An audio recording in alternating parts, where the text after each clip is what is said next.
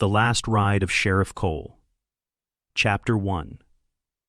Dust over Redemption Ridge. Late that afternoon, I rode up on a rise and looked down at Redemption Ridge, the town that's taken more out of me than any outlaw ever did, and somehow kept me breathing too. Sunday was bleeding gold over the rooftops, wind kicking dust across the street. My old bay, Ranger, shifted under me, bones creaking almost as loud as mine. My badge felt heavy on my vest, more weight than shine these days. I'd just come off a long trail after a couple of rustlers, figuring maybe I'd get a week of quiet. Instead, my deputy L.I. Turner met me at the edge of town, eyes too wide, too eager. He told me the one name I'd never wanted to hear again, Jace Rourke. Word was, he'd been turned loose from Yuma and was riding this way, swearing he was going to settle accounts with me. Inside the saloon, I could feel the fear before I heard it.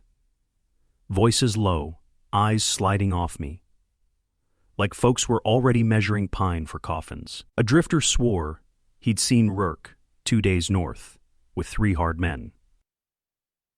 At the telegraph office, I got it straight from Yuma, early release, special circumstances. That's when my gut told me this wasn't just an old grudge riding in. It was something bigger. I talked with Doc Harlan, Brother Amos, and Millie Reyes over at the saloon. Millie's been watching my back longer than I care to count. Eli wanted to charge out and meet Rourke on the trail. I told him no. A man full of hate doesn't ride straight. He circles, looks for soft spots. I knew I was tired, bone deep tired. But hearing Rourke's name woke up ghosts I thought I'd buried. I could see the question in Ellie's eyes. Was I still the man folks whispered about, or just a worn-out sheriff hanging on? Millie tried to hide her worry, but I've known her too long. Brother Amos reminded me that vengeance swallows both sides. His words stuck, like burrs. Redemption sits out there on the edge of nowhere. Desert rolling away to blue mountains, a silver thread of river far off. That evening, the dust hung in the air, turning lantern light soft and the shadows long. I'd seen towns like it die of fear before. I wasn't about to let that happen here if I could help it. Night came on, and I was walking the main street when a riderless horse stumbled in, lathered and bleeding from a bullet wound. It had the Briar Creek brand. Tied to the saddle horn with a bloody strip of cloth was a note. For Sheriff Cole. This is only the start. My hand shook a little when I read it. Not from fear, but from anger I'd thought was long gone. I folded the note and told Eli. It's begun. And I knew I was right. Chapter 2. Shadows from Yuma. Next morning the sky came up pale and cold, like it wasn't sure it wanted to see what was coming. I sat in my office with a cup of burnt coffee, staring at that note from Rourke, while the clock on the wall ticked louder than it had any right to. We got more word from Briar Creek. A hand brought in the news at first light. Their foreman, Caleb Denton, was missing. I rode out there with Eli. What we found wasn't pretty. Burned wagons, trampled ground, Caleb's hat in the dirt with a hole through it. It was a message, and it was meant for me. Back in town, I dug out the old case file on Jace Rourke. Paper doesn't show you the whole truth, but it jogs what you've tried to forget. We used to ride together, him and me. He'd been my deputy once.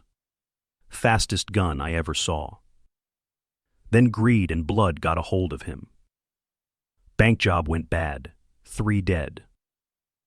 One a young woman who never deserved it. I put irons on him myself. He swore I'd stolen his life and swore he'd take mine. Another wire from Yuma confirmed what I already suspected.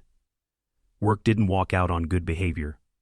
Someone with pull got him loose. Name wasn't on the wire yet, but I could smell power all over it.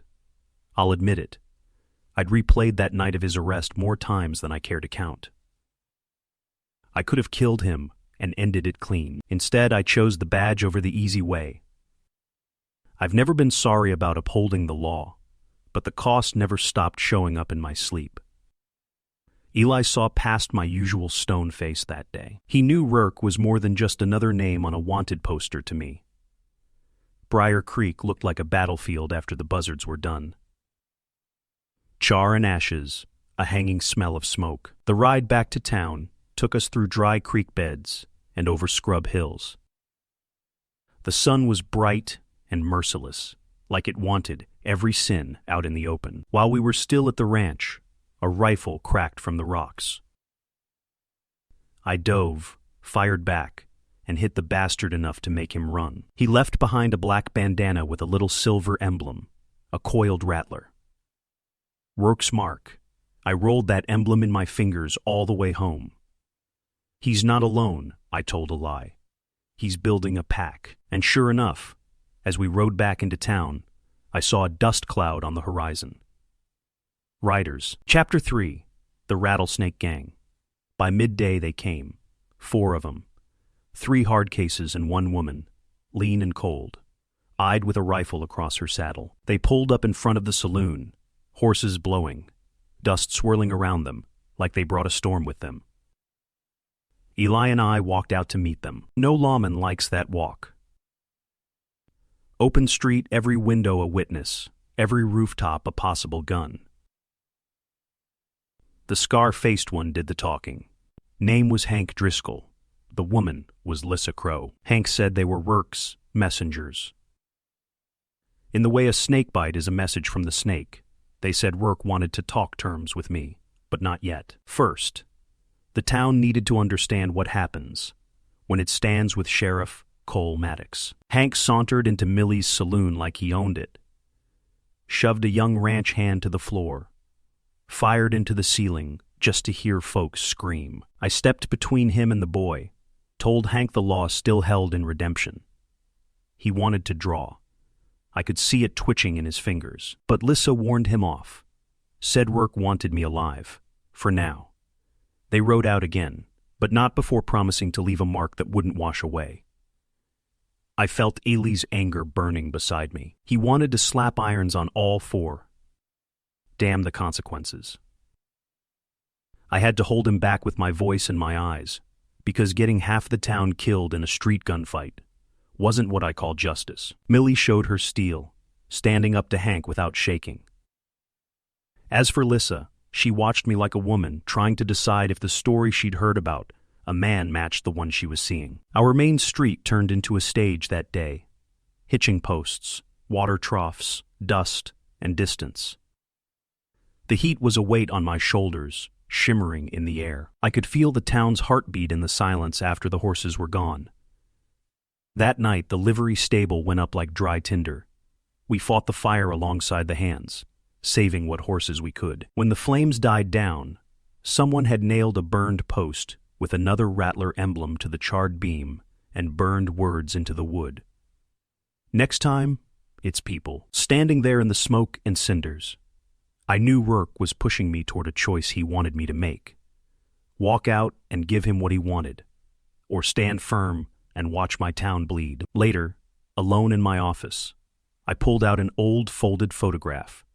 Rourke, me, and one more man. Ben Mercer. 3 young fools who thought we could tame the West. I knew then. The past wasn't done with me. Chapter 4. Ghosts of Iron Creek. Next day I rode out to Iron Creek alone. Sometimes a man needs canyon walls to talk back at him instead of people. The place hadn't changed. Red cliffs, twisted mesquite, a narrow thread of water, but it felt haunted by us. Iron Creek was one of our old hunting grounds. Me, Rourke, and Ben used to track rustlers through there, share coffee and bad jokes by the fire. Funny how the same rocks that hurt a man's laughter can later listen to his death. I found fresh ashes where someone had camped, prints in the sand, and a scrap of cloth with that rattler emblem. Rourke had been using our old trails like he was rubbing my face in yesterday. My mind went back to that bank robbery he'd planned without me. I'd walked in on smoke, screams, and bodies. Rourke standing there with his gun still warm. He laughed when he saw me. I had to choose right then between killing him and arresting him. I shot him in the leg and dragged him to trial. Ben walked away from both of us after that, and I never saw him again. Riding those switchbacks, I had to admit something to myself. I wasn't just angry at what Rourke had become. I was mourning who he'd been. That boy who stood beside me in the dust, who believed in cleaning up outlaw country. Somewhere along the line he traded that belief for whatever was in a bank vault. I never regretted doing my duty, but I did regret not seeing the rot sooner. Maybe a word at the right time could have turned him. Maybe not. A man can drown in. That canyon is a cathedral of stone, light pouring down in narrow beams, shadows stacked in layers, air cool, and smelling of sage and wet rock. Thunder rumbled somewhere far off, like the sky was clearing its throat. I was studying those camp ashes when I heard the soft, unmistakable click of a rifle behind me. I turned slow. Lissa Crow stood there, rifle steady on my back. I dropped my gun when she told me to, but she didn't shoot. She lowered the barrel and said, "Rourke's not gonna stop at you, Sheriff. He means to break this town. He's startin' with someone you care about." She wouldn't say who, just melted back into the rocks. My stomach went cold. Only person in that town I'd let myself care about in a long time was Millie.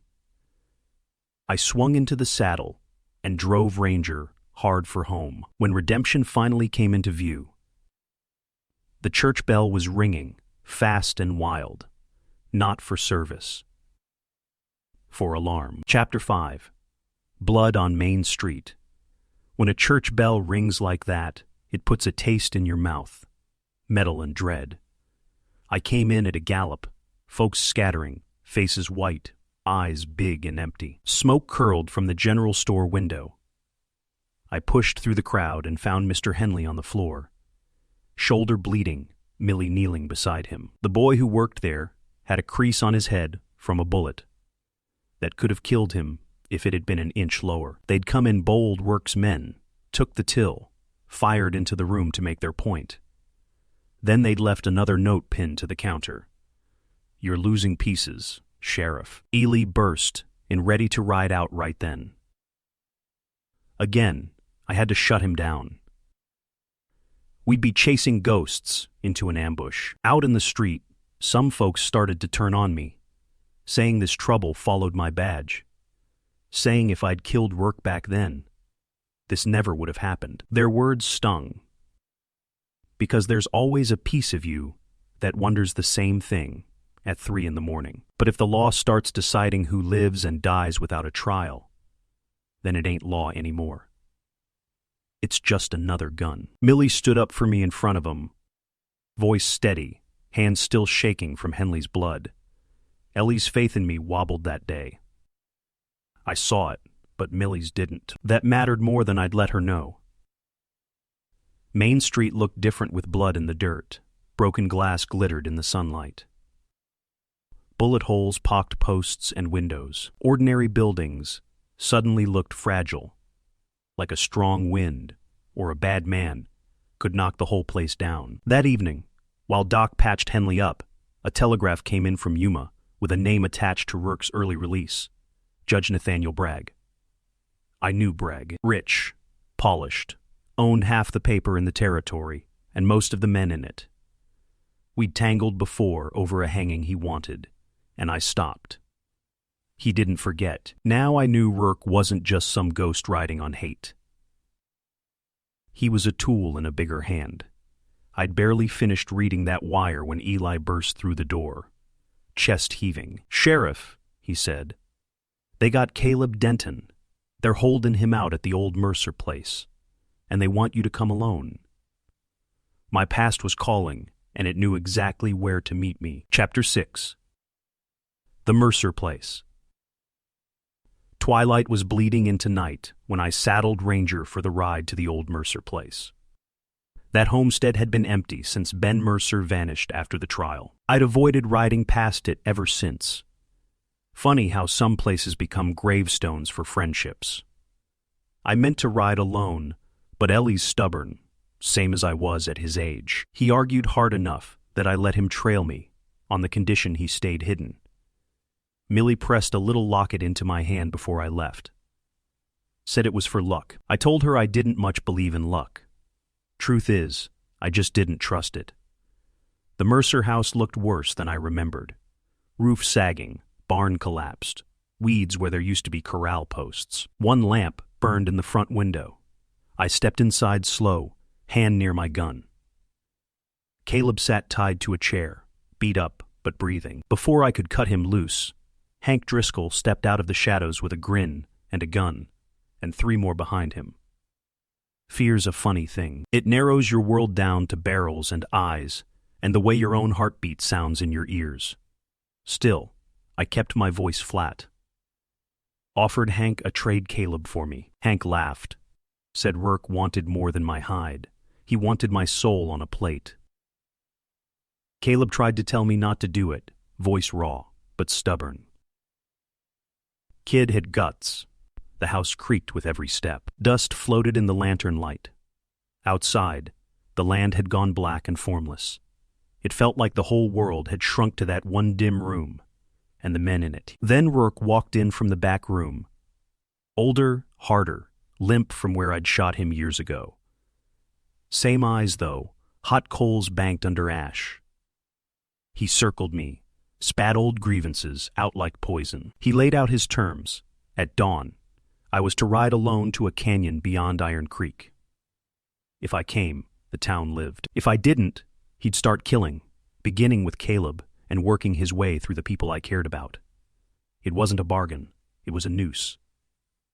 That's when Eli fired through the window, shot one of Rourke's men, glass exploding, lantern swinging. Chaos broke loose. I cut Caleb's ropes, and we crashed through the back door into the dark, while bullets chewed the wood around us. As we scrambled for the horses, I heard Rourke's voice carrying out into the night. Tomorrow's your last ride, Cole. I believed him. The only question was how it would end, for me and for the town. Chapter 7. Terms of Surrender. By dawn, I was back in my office, hat off, shoulders feeling like they carried the whole valley. The jail was full, town council, Doc, Brother Amos, Millie, a few ranchers. Fear makes folks loud. The room buzzed like a hornet's nest. I told them Rourke's terms. I ride out alone, or he starts killing. Some wanted me to refuse and raise a posse. Others said I should give myself up and be done with it. Both sides were scared, and both sides were right in their own way. I told them what I'd learned about Judge Bragg, that this wasn't just about me and an old enemy. Bragg wanted this valley. Rourke was his hammer. If we let fear or greed turn us, Bragg got everything: land, water, the town, the railroad coming through. When the shouting died down, I made my choice. I'd ride out and face Rourke alone. Not for his sake, and not because I was tired of living, though maybe part of me was. I did it because if the law can't stand up to evil, any kind, old or new, then it doesn't deserve the name. Eli begged me not to go alone.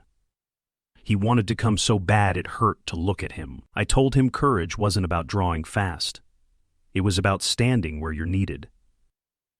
I needed him in town, protecting folks if Rourke's men got clever. He didn't like it, but he understood. Partly. Millie saw through me more than the others.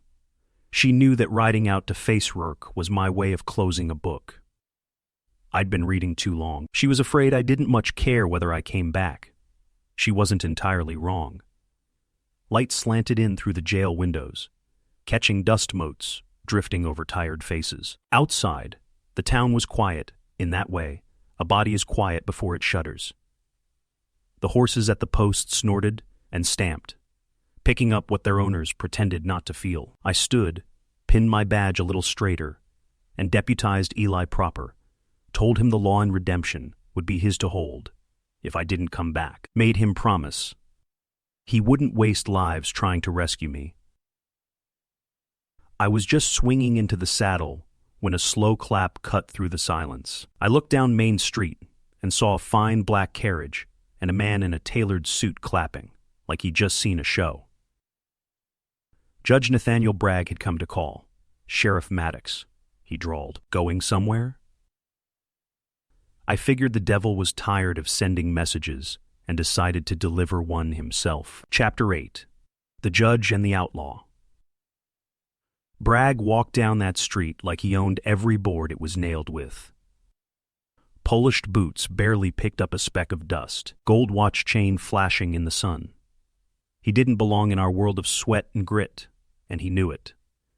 He played polite at first, saying he was concerned for redemption, said the territory was changing, that men like me were standing in the way of progress, by which he meant railroads, land companies, and his bank ledger getting fatter. He made me an offer right there on Main Street.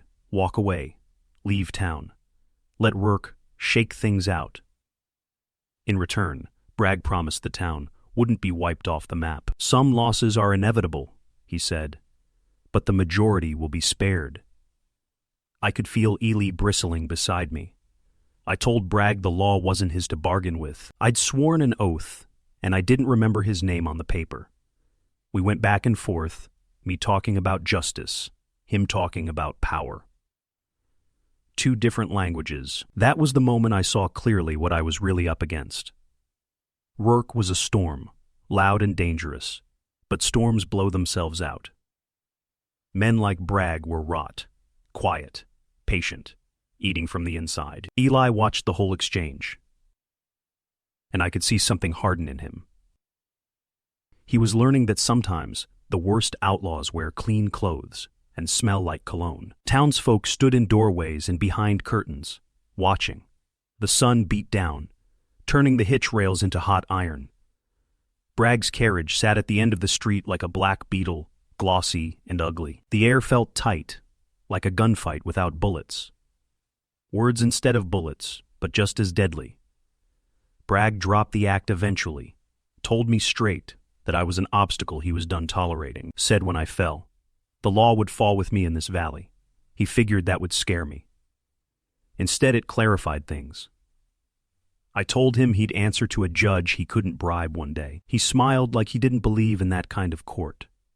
He stepped aside, gesturing down the road.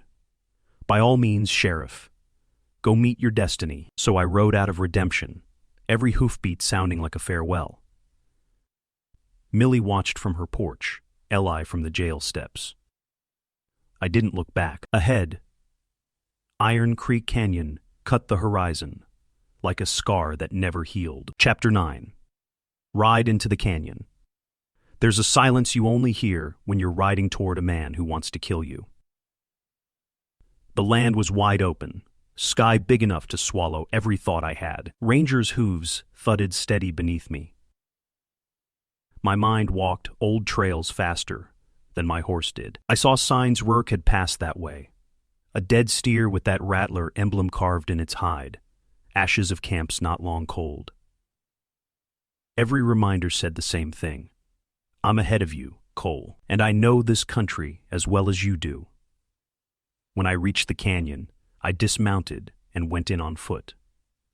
The rock walls rose up on both sides, closing out most of the sky. Up on the rim, I didn't know Eli was crawling into position with a rifle, disobeying my orders like a stubborn fool with a good heart. There in a circle of stones, Rourke waited, Hank and a few others at his side.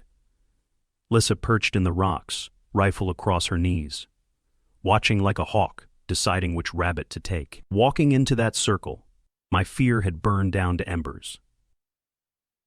I'd made my peace, best I could. I wasn't eager to die, but I was ready to stop running from this. Rourke looked at me like a man seeing the last page of a book he hates. He accused me of betraying him, choosing the badge over our bond.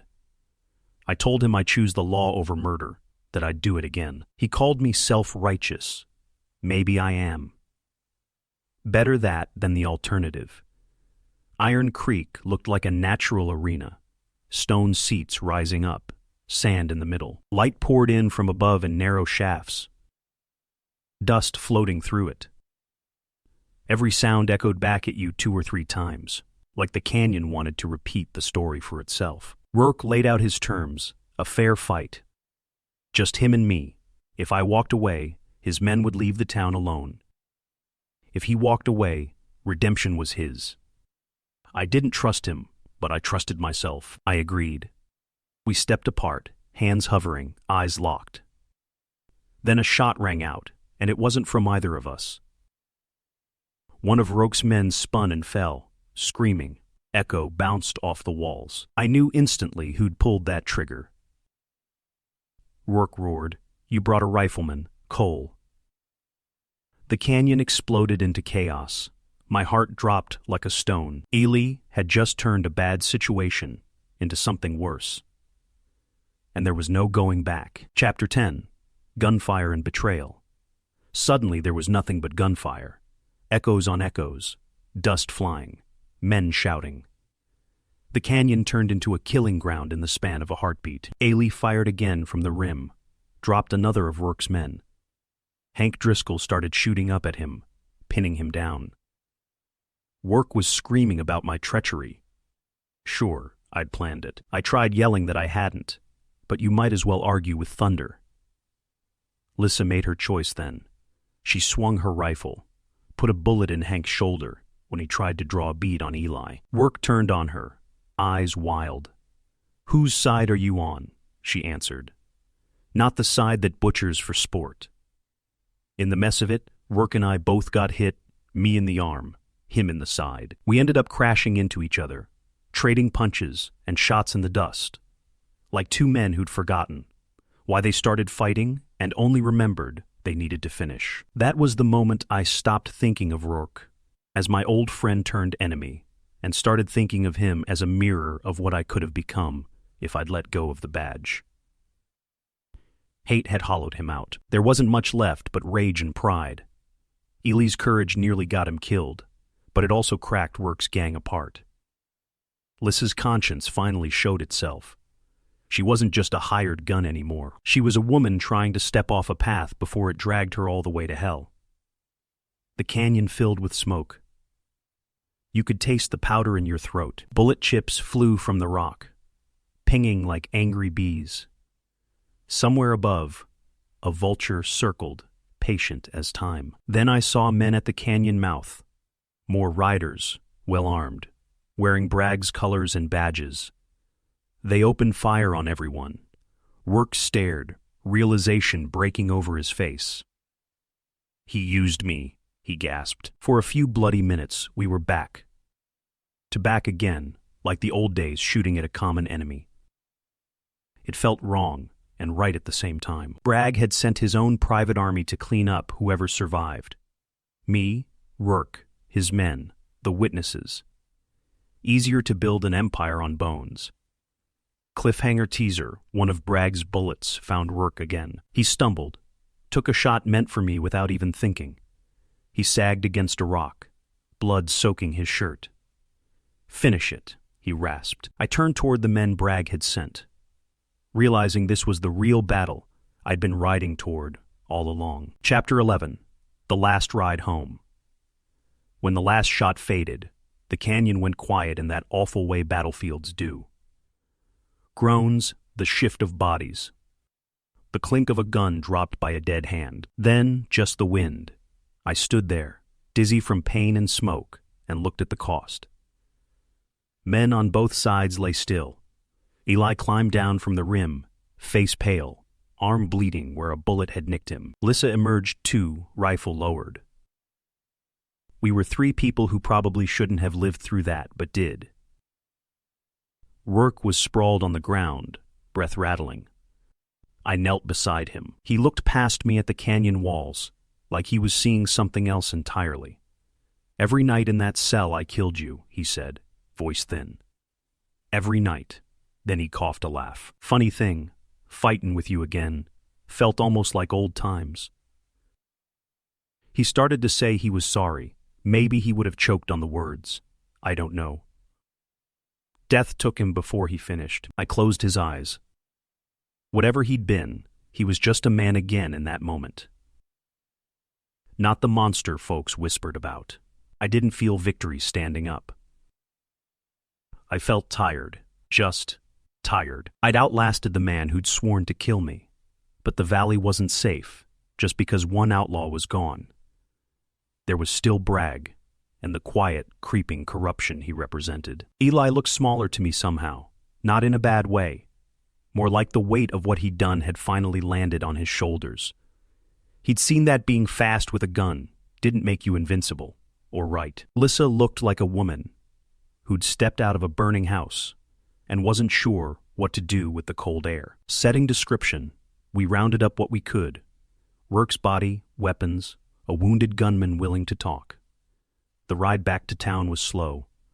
Horses laden with too many ghosts. Clouds had rolled in, taking the harsh edge off the sun. The desert smelled like rain coming, like maybe the land was ready to wash some of this away. As we neared Redemption, we saw Bragg's carriage waiting.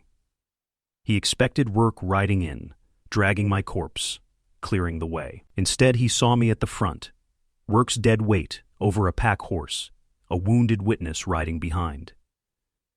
Bragg's face went pale, then hard. I nudged Ranger forward and called out, "It's over, Judge. For him, for you, it's just beginning." His hand slid toward his coat. I knew there was a pistol in there, and I knew this wasn't done yet. Chapter 12. The Last Badge. Rain started to fall as we stopped at the edge of town.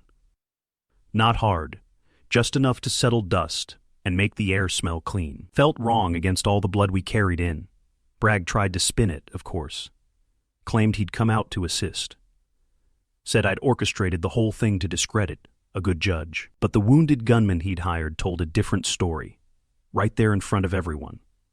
How Bragg ordered them to kill us all and leave the canyon looking like bandits had done it. Lissa backed him up, voice steady. Eli stood at my side, lending his badge to my words. Brother Amos called it what it was: corruption and murder wearing fine clothes. Bragg panicked and went for his pistol. I drew faster, after all the killing I'd seen that day. I couldn't bring myself to add one more body to the ground if I didn't have to. I shot him in the wrist. His gun hit the mud, and he went down screaming. I put irons on him and read out the charges like I was in a proper court instead of a muddy street. In the days that followed, we sent Bragg off under guard to stand trial, where his money didn't reach so far. Lissa agreed to testify and then ride south, try her hand at living without looking over her shoulder. Maybe she'd make it. I hoped so. As for me, I knew I'd reached the end of my trail as sheriff. A man can only carry the badge so long before it starts wearing grooves in his soul. I'd fought for the law with everything I had. Now it was time for someone else to carry it. The rain washed the last of the blood from Main Street into the hardpan. The sky cracked open, showing clean blue. The air felt lighter, somehow. The church bell rang. But this time, it sounded less like an alarm and more like a sigh of relief. I called folks together on the jail steps one afternoon. Took my badge off, scarred, dull, edges worn smooth. I put it in Eli's hand. "The law's yours now," I told him. "Don't let it be bought. Don't let it be twisted. And remember, every man you draw on is somebody's son." He pinned it to his vest. His hand shook a little, but his eyes didn't. The town clapped, quiet but honest. Later, out by the edge of town, I saddled Ranger. Millie stood there, hand on my boot. "Where will you go?" she asked. "Don't rightly know," I said. "Someplace quiet, if there is such a thing out here. Maybe I'll just ride till the trail runs out." She asked if I'd come back. I looked out at the wide country, the mountains, the river, the endless sky, and felt the old pull of the horizon. I tipped my hat to her. "If the law, or you, ever call for me, I reckon I'll hear it." Then I put my heels to Ranger and rode out of Redemption Ridge, not as Sheriff Maddox, just as Cole. The town got a new sheriff that day, and the territory kept on changing. But for a little while longer, at least, justice still rode these parts.